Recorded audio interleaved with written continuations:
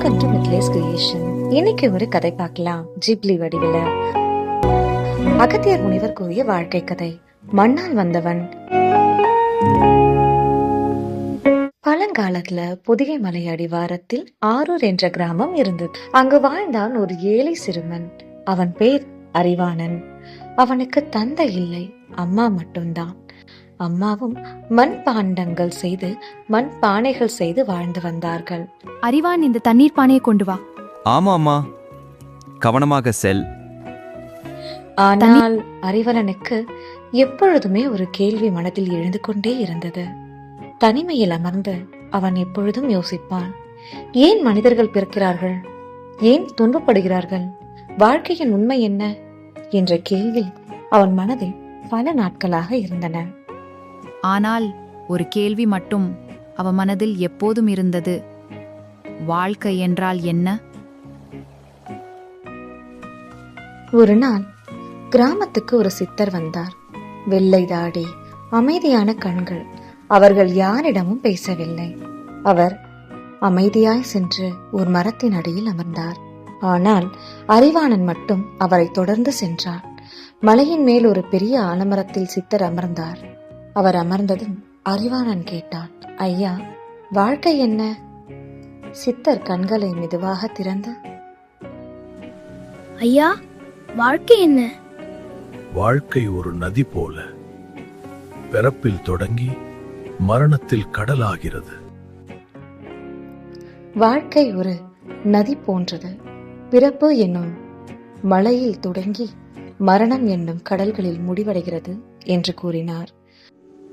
உனக்கு பதில் வேண்டுமென்றால் 3 மனிதர்களை சந்தித்து வா.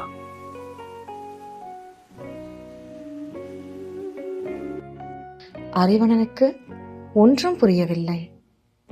சித்தர் மீண்டும் அறிவாணனை பார்த்து சொன்னார், உனக்கு பதில் வேண்டுமென்றால் 3 மனிதர்களை சந்தித்து வா என்று கூறினார். யார் அந்த 3 மனிதர்கள்? பாருங்கள், நாமளும் பார்ப்போம். முதல் மனிதன் பணக்காரன். அறிவானன் நகரத்துக்கு சென்றான். அங்கு ஒரு பெரிய மாளிகையில் வாழ்ந்தான் ஒரு செல்வந்தன். தங்கம், வைரம், வேலையாட்கள் எல்லாம் இருந்தது. ஆனால் அவன் அழுது கொண்டிருந்தான். அறிவனன் கேட்டான், ஏன் அழுகிறீர்கள்? என்னிடம் எல்லாம் இருக்கு, ஆனா நிம்மதி இல்ல. இந்த மழை சத்தம் கேக்குது, என் மனசுக்குள்ளேயும் மழை பெய்யுது. தனிமையா இருக்கேன். அவன் அமைதியாய் வீடு திரும்பிவிட்டான். இரண்டாவது மனிதன் வீரன். அடுத்த ஒரு போர் வீரனை சந்தித்தான். அவனுக்கு மக்கள் மரியாதை தந்தார்கள். ஆனால் அவன் உடம்பு முழுவதும் காயம். அவன் சொன்னான், வெற்றி கிடைத்தது, ஆனால் அமைதி தொலைந்து விட்டது என்று. வெற்றி கிடைத்தது, ஆனால் அமைதி தொலைந்தது. இந்த வெற்றி சிலரை மட்டுமே சேரும். நாம் இன்னும் பயணிக்க வேண்டும், போராடுவோம். மூன்றாவதாக ஒரு வயதான விவசாயியை கண்டான். ஒரு சிறிய வயலில் வயதான விவசாயி உழைத்துக் கொண்டிருந்தார். அவரிடம் பணம் இல்லை, பெரிய வீடில்லை, ஆனால் முகத்தில் சிரிப்பு இருந்தது. அறிவானன் கேட்டான், தாத்தா, உங்களுக்கேன் இவ்வளவு சந்தோஷம்? விவசாயி சிரித்துக் கொண்டே சொன்னார், நான் சாப்பிடும் உணவு என் உழைப்பால் வந்தது. யாரையும் ஏமாற்றவில்லை. இரவில் நிம்மதியாக தூங்குகிறேன். அதுவே வாழ்க்கை அல்லவா என்று அவர் சிரித்துக் கொண்டே கூறினார். இந்த விதைகளை நாம் இப்போது விதைப்போம். ஆம், நல்ல மண்ணு உழைப்பும் கொண்டு பாருங்கள், பறவைகளும் நம்முடைய சந்தோஷமா இருக்கின்ற. இயற்கையின் அருள் நம்மை ஆசீர்வதிக்கிறது. அறிவானன் மீண்டும் சித்தரிடம் வந்தான். சித்தர் கேட்டார், என்ன கற்றுக்கொண்டாயா? அறிவானன் மெதுவாய் சொன்னான், பணம் சந்தோஷம் தராது, புகழ் அமைதி தராது, நல்ல மனசுதான் நிம்மதி தரும். சித்தர் சிரித்தார். அகத்தியரின் பாடல். மண்ணில் பிறந்த உடம்பெல்லாம் மண்ணில் மீண்டும் சேரும். மனதில் செய்த நன்மைகள் மரணத்திற்கு பின்பும் வாழும். ஆசை தீயாய் எரிந்தாலும் அன்பு மழையாய் காக்கும். தர்மம் செய்த மனிதனை காலமும் மறக்காது. ஒரு நாள் கிராமத்தில் பெரிய வெள்ளம் வந்தது. மக்கள் பயந்து ஓடினர். அறிவானன் மட்டும் சிறு குழந்தைகளையும் முதியோர்களையும் காப்பாற்றினான். அவன் தன் வீட்டை இழந்தான். மக்கள் பயந்து ஓடின, நான் உங்களை காப்பாத்துறேன். ஐயோ வெள்ளம், நம்மளை காப்பாத்துற. நான் நம்ம வீட்டை இழந்துட்டோமே. அம்மா அழாதீங்க. எல்லாம் அம்மா கேட்டார்.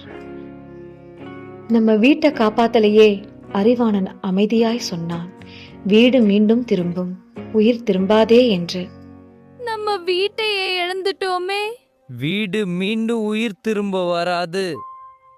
எல்லாம் போயிடுச்சு, என்ன செய்யலாம்? அழாதீங்க, நாம் மீண்டும் எழுந்திருப்போம். அந்த இரவு சித்தர் அவனை பார்த்து கூறினார், இன்றுதான் நீ வாழ்க்கையில் அர்த்தத்தை புரிந்தாய் என்று. பல வருடங்கள் கழித்து அறிவானன் ஒரு பெரிய ஞானியாக மாறினான். மக்கள் அவனிடம் வந்து கேட்டார்கள், வாழ்க்கை என்றால் என்ன? அவர் சிரித்து கூறினார், உனக்காக வாழ்ந்தால் வாழ்க்கை சிறிது, பிறருக்காக வாழ்ந்தால் வாழ்க்கை இறந்த பின்னும் தொடரும் என்று. உனக்காக வாழ்ந்தால் வாழ்க்கை சிறியது, பிறருக்காக வாழ்ந்தால் வாழ்க்கை இன்பத் தீவனும் தொடரும். இறுதி கவிதை. பிறப்பு ஒரு தொடக்கம், மரணம் ஒரு முடிவல்ல. நீ செய்த நன்மைதான் உன்னை என்றும் உயிரோடு வைத்திருக்கும். கோபம் கொண்டு வாழ்ந்தவன் காற்றில் கரையும் புகை, அன்பு கொண்டு வாழ்ந்தவன் காலத்திலும் வாழும் ஒளி.